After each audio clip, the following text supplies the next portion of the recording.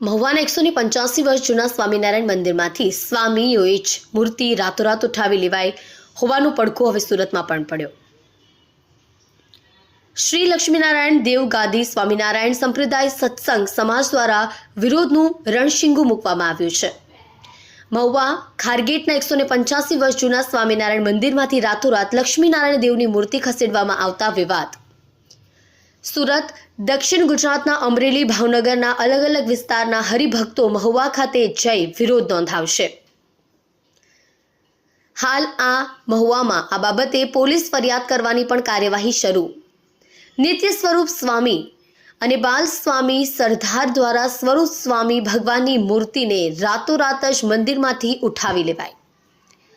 નિત્ય સ્વરૂપ સ્વામી સામે અગાઉ અમદાવાદના મંદિરમાંથી મૂર્તિ ઉઠાવી લીધી હોવા બાબતે લીગલ કાર્યવાહી થઈ હતી।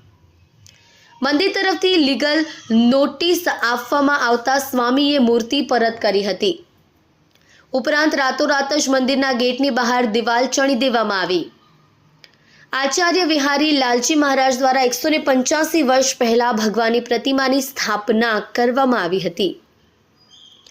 જૂના મંદિરમાં ફરીથી મૂર્તિ સ્થાપિત થાય તે માટે સુરતથી હરિભક્તોએ લડત શરૂ કરી।